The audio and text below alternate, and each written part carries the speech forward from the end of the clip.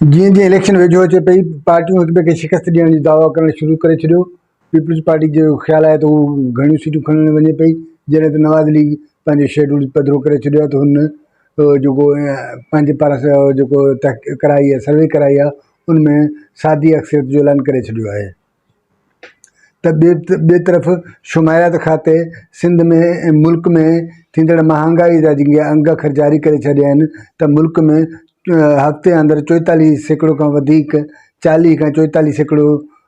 महांगाई रिकॉर्ड कई वई आहे। साॻी तरह ते हिकिड़ी तरफ़ PP ऐं नून लीग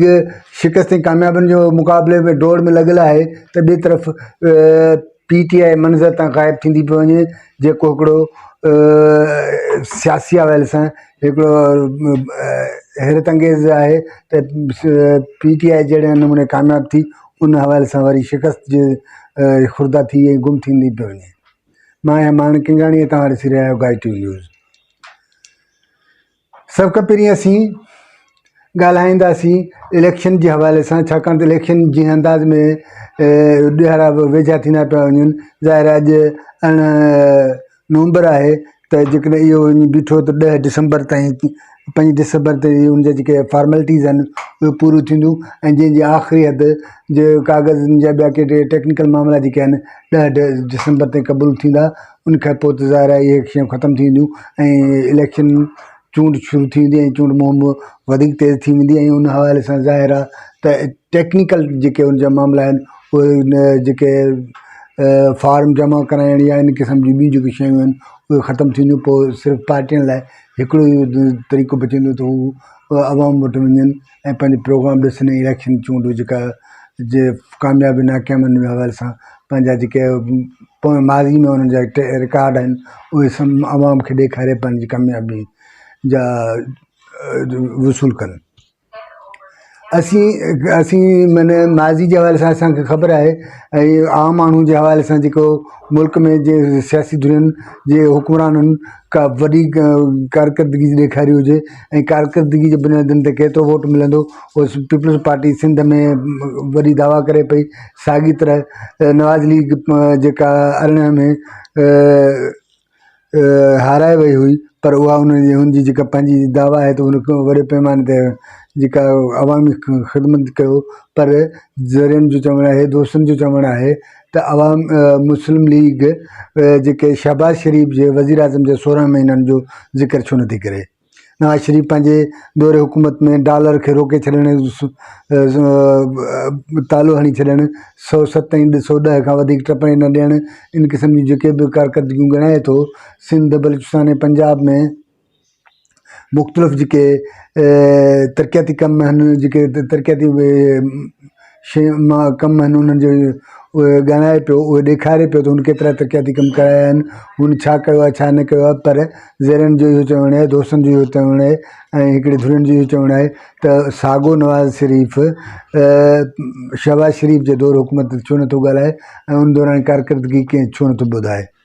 त ॿिए तरफ़ पीपल्स पार्टी नवाज़ लीग खे महांगाई तरह असुल में जेका सियासी सरगर्मियूं वधियूं आहिनि, उते पीपल्स पार्टी ऐं नवाज़ लीग ऐं जेके आम्हूं साम्हूं मुल्क जूं ॿ मोचारियूं ऐं वॾियूं पार्टियूं वञी बचियूं आहिनि। ज़ाहिर फ़िलहाल जी कंडीशन में PTI बीठी आहे ऐं जहिड़े अंदाज़ में उनखे सोढ़ो कयो वियो आहे, जेल में आहे, या उनजे ख़िलाफ़ु 190 मिलियन पाउंड वारो केस हींअर ज़ाहिर उनजो ट्रायल थिए पियो। उनखां सवाइ ॿिया मुख़्तलिफ़ जेके उन ते अख़्तियारनि जा नाजाइज़ इस्तेमालु, करप्शन ऐं फरागोगी खे शेल्टर ॾियणु, उस्मान बुज़दार जे ज़रिए जेके करप्शन ऐं मुल्क में ॿियूं जेके बि करप्शन या इन अख़्तियारनि जो उरांग जे हवाले सां उन ते इल्ज़ाम आहिनि, उन्हनि केसनि जे हिकिड़ी डिघी लिस्ट लॻी पई आहे ऐं जंहिंजा केस ज़ाहिर शुरू थियण वारा आहिनि ऐं कुझु शुरू थी विया आहिनि। ऐं इहो लॻे ईअं थो त जेकॾहिं अॻी हुकूमत 2024 वारी हुकूमत जेकॾहिं नवाज़ लीग जी अचे थी, पोइ त संगत जो चवणु आहे त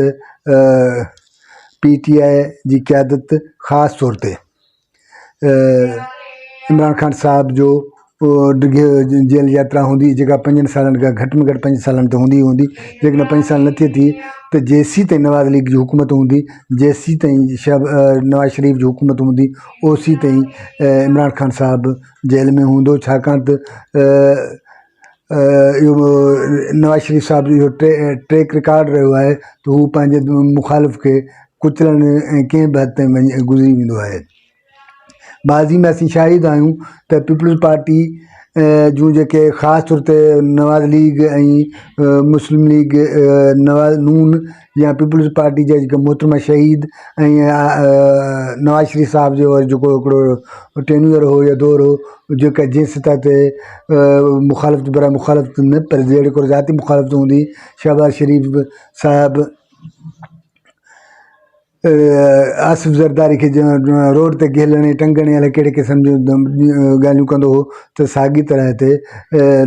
आसिफ़ ज़रदारी साहिबु उन क़िस्म जूं ॻाल्हियूं कंदो। हाणे त हीअ आयो आहे, हीअ दौरु आयो आहे त उन ॾींहुं मिठी में या जलसे में जेका जंहिं अंदाज़ में आसिफ़ ज़रदारी ख़ासि तौर ते बिलावल ज़रदारी साहिबु जंहिं लबो लहजे में नून लीग ते तनक़ीद करे थो, हुन त इहो बि चई छॾियो आहे त पोढ़ा 70 साल वारा पोढ़ा वञी घर वेहनि, नेक नमाज़ूं कनि, हाणे नौजवाननि खे वारो ॾियनि। इन पासे ते हिकिड़े पासे सोशल मीडिया ते बिलावल भुट्टो ज़रदारी जी साहिब ते हिकिड़े लिहाज़ तनक़ीद बि थी आहे त उहो धुरियनि खे या एस्टेब्लिशमेंट खे बार बार चवे पियो त उनखे वज़ीर आज़म कयो। ख़ैर इहो हिकिड़ी अलॻि ॻाल्हि आहे त इन में केतिरी सदाकत आहे या न आहे, त हुनजी ख़्वाहिश ज़ाहिर आहे मैदान में लथो आहे त हू चाहे थो त वज़ीर आज़म हू थींदो, जॾहिं त नून लीग चाहे थी त हुकूमत उहा ठाहींदे ऐं नून लीग जो सरबराह नवाज़ शरीफ साहिबु वज़ीर आज़म थींदो। इन सॼे दौर में तोड़े जो शहबाज़ शरीफ ते हिकिड़ो तनक़ीद या ॿिए क़िस्म जो ॿियूं जेके सियासी दुनिया आहिनि तनक़ीद कंदियूं रहियूं आहिनि, पर नवाज़ शरीफ जो नंढे भाउ हुजण नाते शहबाज़ शरीफ पंहिंजे भाउ सां मुहबत जा हिकिड़ा बाक़ाइदा निभायो आहे ऐं वफ़ादारी जा पूरा सबूत फ़राहम कया आहिनि। ऐं आला सतह ते हींअर तक़रीबन हर हंधि उहो बलूचिस्तान ताईं नवाज़ शरीफ सां गॾु रहियो आहे, पूरी क़यादत सां गॾु। ऐं ज़ाहिर उन में हिकिड़ी संगत जो चवणु आहे त नवाज़ लीग सां वेझो रहणु, नवाज़ शरीफ सां वेझो रहणु, उन सां हर वक़्तु गॾु रहण जो हिकिड़ो सबबु हीअ बि आहे त शहबाज़ शरीफ जी ख़्वाहिश आहे या कोशिशि आहे त हू नवाज़ शरीफ साहिब खे उन ट्रैक ते नथो वठी वञणु चाहे जीअं जेका हुनजे ज़हन में या हुनजी कावड़ आहे या एस्टेब्लिशमेंट या ॿिनि धुरियुनि ते हुनजी जेकी चिड़ आहे, जीअं अंदाज़ में हिनखे गिरफ़्तार करे ॿाहिरि मोकिलियो वियो हो, त उहो नथो चाहे। तोड़े जो नवाज़ शरीफ साहिबु हिकिड़ो मैच्योर सियासतदान आहे, गाग सियासतदान आहे, घणियूं शयूं सम्झे पियो ऐं उन वटि शयुनि जा पंहिंजा आहिनि मयार मापाप आहिनि, हू विढ़ण ऐं दंग कढण ॼाणे थो। पर ज़ाहिर आहे इहे जेसीं ताईं हुकूमत अचे ऐं हू इदारनि सां नथो चाहे, हू पाण बि नवाज़ शरीफ साहिबु पाण बि इदारनि सां तज़ाद नथो चाहे, एस्टेब्लिशमेंट वज़ारतुनि या कंहिं ॿिए पंहिंजो सुप्रीम कोर्ट या किन ॿियनि इदारनि फ़ौज इन कंहिंसां बि उहो कंहिं बि कंहिं क़िस्म जी उहो नथो चाहे, तज़ाद ऐं टकराव नथो चाहे। पर उन हूंदे बि हिकिड़े ख़दशा आहिनि जेके शहबाज़ शरीफ उनखे वेझो रहे थो, हीअ हिकिड़ो दुनिया जो ख़्यालु आहे। त हिन वक़्तु असां हिकिड़ी जेका पीपल्स पार्टी जेका नंबर 2 ते बीठी आहे, जंहिं अंदाज़ में हुन कैलकुलेशन कई आहे, जेका सीटूं खणण जी हुन दावा कई आहे, उहा त बज़ाहिर 2 नंबर ते बीठी आहे। जॾहिं त नवाज़ लीग मुल्क मां 100 टेक्नोक्रेट ऐं औरतुनि जे सीटनि समेत आज़ाद उम्मीदवारनि खे पाण सां गॾु खणण जे हवाले समेत हुन जी दावा आहे, हुनजो ख़्यालु आहे त हू मुल्क में हुकूमत करण लाइ सादी अक्सरियत हासिलु करे वेंदो। नवाज़ लीग जी जंहिं पंहिंजे पारां हिकिड़ी सर्वे कराई आहे, उन मुताबिक़ नवाज़ लीग जेको जो ख़्यालु आहे त पंजाब में जेके क़ौमी जूं टोटल सीटूं आहिनि 146, उन मां जो नवाज़ शरीफ 115 सीटूं खणंदो, जंहिंजो जेका सादी अक्सरियत 172 सीटुनि जी पूरी करण लाइ हू सेंट्रल पंजाब मां 100 सीटुनि मां 100 सीटुनि मां 60 सीटूं खणंदो, जॾहिं त 66 सीटूं 66 सीटूं खणंदो, जॾहिं त मियां बखर ॾखण पंजाब मां 34 सीटूं खणंदो। इहे उन जूं 100 सीटूं थियूं, जॾहिं त इस्लामाबाद जूं 2, हज़ारा जूं 3, सिंध मां 3, बलूचिस्तान मां 6 ऐं आज़ाद जेके उम्मीदवार आहिनि उहे जेके 3 खां 5 बि हूंदा। नवाज़ लीग जो इहो ख़्यालु आहे त उन्हनि आज़ाद उम्मीदवारनि मां हू जेके पाण सां घटि में घटि 10-15 उम्मीदवार या त मुंहुं हूंदी हुई या कोशिशि हूंदी त उहे सभई जेके आज़ाद उम्मीदवार हूंदा उन्हनि खे पाण सां गॾु खणे हू सादी अख़्तियार हासिलु करे वठंदो। जॾहिं त हुनजी इहा कोशिशि आहे त KPK बलूचिस्तान ऐं सिंध मां ख़ासि तौर ते MQM या JUI या इन्हनि खे पाण सां गॾु रखण जी कोशिशि कंदो, छाकाणि नवाज़ शरीफ़ जी ख़्वाहिश हुई तोड़े जो ई रही आहे त हू बिल्कुलु अलहदा ऐं हिकिड़ी पंहिंजी अलॻि सादी अक्सरियत पार्टी जे बुनियादनि सादी अक्सर हासिलु करे। पर जेका सिचुएशन आहे ऐं जेका हुन वटि अंग अखर मौजूदु जेका सर्वे कराई आहे पार्टी जे पंहिंजे पार्टी पारां जेका सर्वे कराई आहे उन बुनियादनि ते हुन वटि जेके क़ौमी सीटूं जेके आहिनि 115 सीटूं अचनि थियूं, जॾहिं त बाक़ी सीटूं जेके आहिनि मुख़्तलिफ़ अंदाज़ में जेके पंजाब खां हटी करे सिंध बलूचिस्तान ऐं KPK मां खणे थो, या वरी उहो उन जूं जेके औरतुनि जूं सीटूं आहिनि ऐं टेक्नोक्रेट जूं सीटूं आहिनि, मख़सूस औरतुनि जूं सीटूं ऐं टेक्नोक्रेट जूं सीटूं गॾाए हुनजी दावा आहे त हू 172 जी जेको अंग आहे सादी अक्सरियत वारी हुकूमत ठाहिण जो उनजो अंग आहे उहो पूरो करे वेंदो। त ॿिए पासे पीपल्स पार्टी जेका पुण साॻिए लिहाज़ सां ॾाढी सख़्तु ऐं हिकिड़ो पंहिंजो असेस करायो आहे, हू पंहिंजी पार्टी बुनियादनि जेको असेस करायो उन्हनि जो ख़्यालु आहे त हू मुल्क में 85 खां 90 सीटूं खणी वठंदा, जंहिंमें 50 सीटूं सिंध में खणंदा। सिंध जे हवाले सां हिकिड़ो हीउ बि ख़्यालु आयो आहे ऐं हिकिड़ो हीउ बि तासिर उभारियो पियो वञे त किथे ईअं न थिए त पीपल्स पार्टी खां सिंध खसिजी वञे, छाकाणि त इहो हिकिड़ो टफ टाइम पीपल्स पार्टी खे हमेशह रहियो आहे। ऐं हिन भेरे बि इहो हिकिड़ी ज़रियनि जो ख़्यालु आहे, संगत जो चवणु आहे त इन पासे ते घणो कमु पियो थिए त सिंध पीपल्स पार्टी खां सिंध खसी वञे। पर इहो हिकिड़ो अलॻि हिकिड़ो ख़्यालु आहे, इहो त वक़्तु अचण ते ख़बर पवंदी त पीपल्स पार्टी खां सिंध खसिजे थी या न। पर पीपल्स पार्टी या ज़रदारी साहिब जी दावा आहे त हू सिंध मां 50 सीटूं खणंदो, जॾहिं त पंजाब मां 27 सीटूं खणंदो, जंहिंमें ॾखण पंजाब मां 6 सीटूं ऐं सेंट्रल पंजाब मां 20 सीटूं हूंदियूं। इन हवाले सां उहो 7 KPK ऐं 7 बलूचिस्तान मां खणंदो, कुल मिलाए